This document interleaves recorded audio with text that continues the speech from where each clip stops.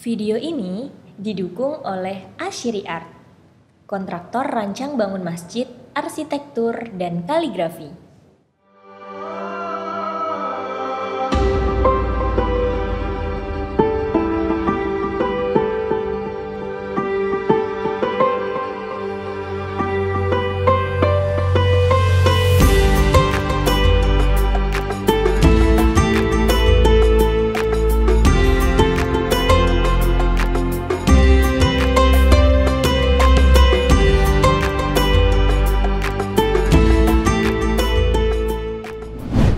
Jadi antum misalnya lukis itu, ada yang ngomong, wah apa ini lukisan kayak gini, jelek banget ini. Loh nggak apa-apa. Yang penting kamu yakin bahwa lukisan yang kamu buat itu belum pernah ada model begitu. Saya kalau bikin lukisan itu belum ada model begitu. Padahal kalau saya suruh ngelukis foto, misalnya muka kamu itu, loh gampang itu. Saya dulu pelukis realis. Dulu sebelum saya belajar kaligrafi itu ngelukis foto-foto loh mas. Bahkan salah satu modal saya untuk cari duit waktu mondok di pesantren-pesantren, saya pernah mondok di Wonosobo, di Kudus, di Sukabumi, di Bogor, nggak pernah dikasih uang saku sama orang tua loh. Ya malu lah saya, orang tua cuman nyangkul di sawah loh. Bayangkan saja di undaan tahun 90-an, ya tahun 2000 awal-awal, boro-boro gitu, padi itu panen, yang ada dipanen tikus. Iya kan, palawija nggak masuk di sini. Sekedar cukup untuk makan, alhamdulillah gitu. Saya bersyukur. Tapi Allah ngasih talenta saya bisa ngelukis. Kalau ada rame-rame, saya nongkrong di situ, ngelukis sketsa. Gitu. Promosi saya 15 menit jadi sketsa. Ya persis. Dan nyatanya banyak yang mau. Gitu. Sekali sketsa itu 25.000. Tahun 2000 loh mas. Padahal tahun 2000 saya mondok di Lemka, itu biayanya 150. Berarti saya bayar 150 itu cukup dengan menghasilkan berapa karya itu? Minimal 6 karya kan? Sekali nongkrong cegrek di situ, ada aja yang mau. Pak, mas bikinkan lukisan ini mas, foto saya sama pacar saya. Ada yang ini sama keluarga saya. Ada yang minta cat minyak. Nah itu bisa jadi modal buat saya mondok. Boro-boro santri sekarang itu. Mondok itu masih minta sama orang tua, dikasih full, ya kan? Tapi belajarnya main-main, males-malesan. Kasihan gitu. Makanya saya itu sampai gelandang juga itu, sempat gelandangan mas. Jadi dari satu tempat ke tempat yang lain, kalau malam tidurnya di masjid. Gelandangan bener kan itu ya. Itu setiap hari Kamis Jumat saya izin sama pengurus pondok. Saat saya pengen izin keluar kerja cari uang. Loh kemana? Ya di jalan-jalan aja nanti sedapatnya. Itu nekat itu sekali. Cuman saya satu-satunya di Indonesia itu. Dan alhamdulillah di angkatan saya yang juara nasional cuma 2 orang. Saya sama Ustadz Matnus waktu itu. Ya karena prihatin. Santri kalau nggak prihatin ya nggak bakal dapat apa-apa. Itu masih puasa dalail mas. Ya puasa dalail jadi makan ya mikir saya. Jadi awal-awalnya niat puasa itu karena ngirit aja awal-awalnya gitu ya. Jujur itu karena ngirit. Nah, gimana mau jajan nggak punya duit kok mas? Udahlah puasa aja sekalian. Kenapa kok begitu? Sunnah Nabi, Nabi pernah loh ngomong sama Aisyah. Pagi-pagi Aisyah ada makanan untuk sarapan saya, nggak ada ya Rasul. Ya sudah saya puasa. Ya model tipe suami Kanjeng Nabi ya nggak apa-apa. Coba model suaminya model-model kalian coba. Istri nggak punya masakan, nggak punya apa-apa. Bisa jadi piringmu melayang-layang di udara. Atau istri kamu omel-omel, kerjamu itulah apa kan begitu. Kamu nggak ngasih duit kok, nah, misalnya begitu. Ya nggak bisa lah mas.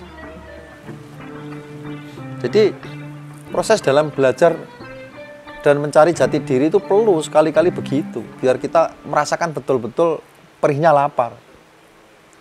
Kalau kata Imam Syafi'i itu, kalau kamu tidak pernah merasakan perihnya lapar, perihnya dan sakitnya dalam belajar atau proses menuntut ilmu, kamu tidak akan pernah bisa merasakan sahdunya, nikmatnya, dan indahnya ketika nanti kamu sukses dalam menggapai ilmu itu. Kalau sudah dapat ilmu enak saya cukup duduk di rumah, kerja saya lapor, ya kerja saya ngapain? Cuman duduk aja nerima telepon. Ada yang minta bikinkan lukisan, ada yang minta dibikinkan kaligrafi di masjid. Kadang juga bikin masjid dari nol, bikin menara, bikin kubah. Itu hal yang paling sederhana ketika ilmu sudah Anda dapatkan. Makanya meskipun di PSKG ini cuma 1 bulan, itu pun kurang. Tapi dasar-dasar ilmu itu ketika kamu pakai dan kamu kembangkan nanti, kamu bisa jadi sukses. Itu penting sekali, Mas. Karena terbukti loh, banyak santri-santri pasaran alumni mulai dari tahun 2016, 2015 sampai sekarang tahun 2021. Banyak mereka yang sukses. Bikin workshop, bikin CV. Ya, kemarin dikasih materi Ustadz Prima. Manajemen perusahaan, manajemen workshop misalnya. Tentu pembahasannya kan ada bagaimana bikin CV gitu ya. Bikin PT kalau perlu kan pasti ada itu. Bagaimana mengelola workshop, bagaimana mengelola keuangan, bagaimana mengelola pekerjaan dan lain sebagainya. Bahkan termasuk bagaimana cara mencari pekerjaan atau kalau bahasa kerennya distribusinya bagaimana, pemasarannya bagaimana. Anda bisa produksi tapi nggak bisa pemasarannya, ya kacau. Ya kan? Bahkan sekarang, ya saat ini. Ini sebenarnya Anda agak ketinggalan tapi nggak apa-apa. Ya, lebih baik ketinggalan tapi Anda sudah belajar daripada tidak sama sekali. Setuju tidak? Ya. Apa itu?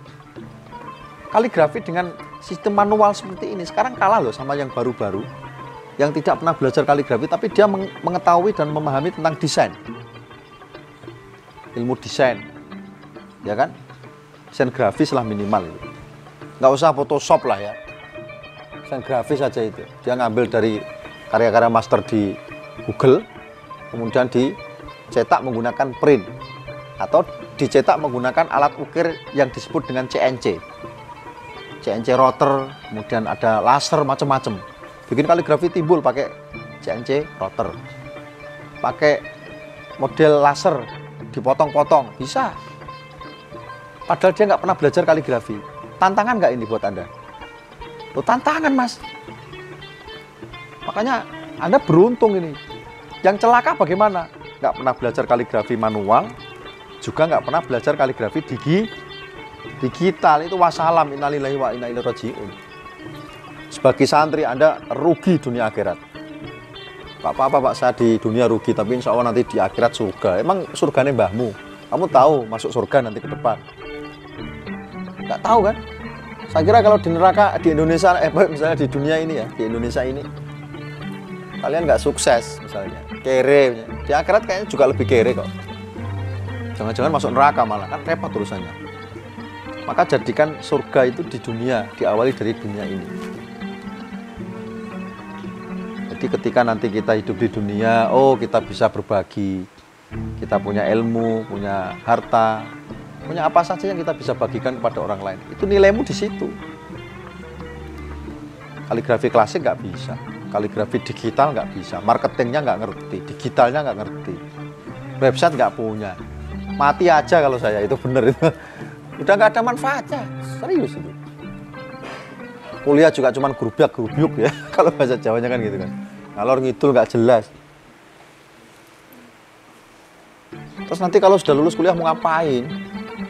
Mau sekarang tiap tahun itu jutaan yang diluluskan, sarjana pendidikan misalnya, itu 1 tahun itu. Dari berbagai kampus di Indonesia itu jutaan Mas yang diluluskan. Sementara lapangan pekerjaan ada nggak di Indonesia saat ini? Susah kan? Susah Mas. Bikin jalan tol itu kan proyek utang, ya kan? Setuju nggak kalau proyek utang itu? Ya, tapi kan bagus Ustadz, kita sekarang nggak perlu ngeteng, nggak perlu naik bus, kita bisa lewat tol cepet. Iya, tapi mahal juga tolnya. Dari Kudus ke Jakarta ini berapa Mas tolnya? 500.000 ya? Sampai 500.000 bayangin. Padahal kalau naik pesawat paling 400, ya 500.000 itu juga. Mahal sekali. Kenapa? Karena dari hasil utang. Coba bayangkan, sampean punya usaha, ya. Anggap aja misalnya Imron Art, misalnya Paijan Art atau apalah gitu. Hasil dari penjualan karyamu itu kamu gunakan untuk bayar utang. Tekor nggak lama-lama? Tekor nggak kira-kira Mas? Pasti tekor. Ya alhamdulillah saya sendiri bikin CV, bikin PT, nggak pernah istilahnya, ayo modal ambil utang di bank misalnya, nggak ada alhamdulillah. Kenapa? Ya cukup dari pekerjaan yang masuk itu, kan biasanya ada DP. DP itu kan persentase. Sekian persen, misalnya 40%, rata-rata 40%. Ada proyek misalnya 1 miliar, 40%-nya berapa? 400 juta. Ini sedikit menyinggung ya, sedikit menyinggung manajemen. Nah, kita gunakan 400 juta itu untuk produksi. Nanti ketika produksi sudah mendekati 50%, kita minta dana lagi. Dan begitu seterusnya. Berarti kan kita nggak perlu mengeluarkan uang. Iya nggak? Kita nggak perlu mengeluarkan modal. Ngapain kita butuh modal? Kenapa kita nggak butuh modal uang? Karena kita sudah punya modal keahlian yang tidak semua orang punya gitu loh Mas, maksud saya itu. Nah, modal keahlian yang kamu miliki dengan kamu menguasai ilmu kaligrafi klasik ini, kamu harus imbangi dengan model kekinian, yaitu dengan digital. Belajarlah desain. Nggak apa-apa kamu kuliah jurusan matematika, mau kuliah jurusan pendidikan, nanti titelnya SPDI Perjuangan misalnya, nggak apa-apa, bebas. Tapi Anda punya keahlian itu gitu loh. Sehingga untuk menopang pekerjaan yang akan kamu geluti itu lebih mudah.